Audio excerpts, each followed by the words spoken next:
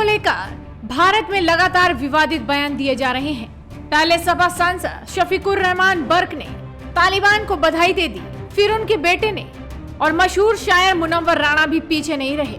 वो तो वैसे भी पिछले लंबे समय से विवादों में बने ही हुए हैं, लेकिन अब उनके तेवर ढीले दिखने लगे हैं, क्योंकि विवादों के बीच मुनव्वर राणा ने पीएम मोदी और सीएम योगी पर कुछ ऐसा कहा जिसे सुनकर सब हैरान हैं। दरअसल अफगानिस्तान पर तालिबान के कब्जे के बाद मुनव्वर राणा ने कहा था कि तालिबान से ज्यादा हथियार तो भारत में रहने वाले माफियाओं के पास हैं। इसके बाद उन्होंने एक और विवादित बयान देते हुए तालिबान और महर्षि वाल्मीकि की तुलना भी कर दी थी।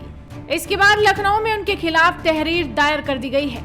मुकदमा दर्ज होने के बाद अब मुनव्वर राणा के तेवर ढीले लग रहे हैं। दरअसल उन्होंने कहा कि अगर सीएम योगी आदित्यनाथ प्रधानमंत्री बन जाते हैं तो शायद वो लोगों से मोहब्बत से मिलने लगेंगे। साथ ही उन्होंने कहा कि मेरे बयानों को गंभीरता से नहीं लेना चाहिए, क्योंकि तालिबान एक जंगली कौम है और हिंदुस्तान एक मुल्क। अगर भारत में 10 से 20 हथियार भी निकल जाएं तो ये बुरी बात है। मैंने कोई तुलना नहीं की थी कि देश में कितने हथियार हैं, इसका रिकॉर्ड तो पुलिस के पास होगा। मेरा ऐसा कहना कोई बड़ी बात नहीं है। मैंने शायराना अंदाज में हथियार वाली बात कही थी। वहीं मोदी सरकार में देश के विकास के सवाल पर उन्होंने कहा कि मैं मोदी जी को पसंद करता हूं। मेरी कमजोरी है कि मैं मोदी जी से इश्क करता हूं। जब मैंने अवार्ड वापस किया था तो वो मुझसे काफी नाराज थे, लेकिन मेरी मां के निधन पर उन्होंने मुझे पत्र लिखा था और मैं काफी शर्मिंदा हुआ।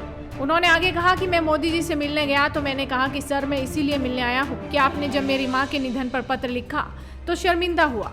जब मैंने अवार्ड वापस किया था तो आपने अपने पीए के जरिए मुझे बुलाया था और मैं नहीं आ पाया था। मैंने उनसे आगे कहा कि सबका साथ सबका विकास का नारा सच्चे तौर पर अमल में आ जाए तो मैं आपको इतिहास के पन्नों में सम्राट अशोक की तरह देखना चाहूंगा, दागदार प्रधानमंत्री की तरह नहीं। और ऐसे में मुनव्वर राणा के इन बयानों से साफ अंदाजा लगाया जा सकता है कि वो किस तरह से पलटी मार गए, उनके सुर बदल गए।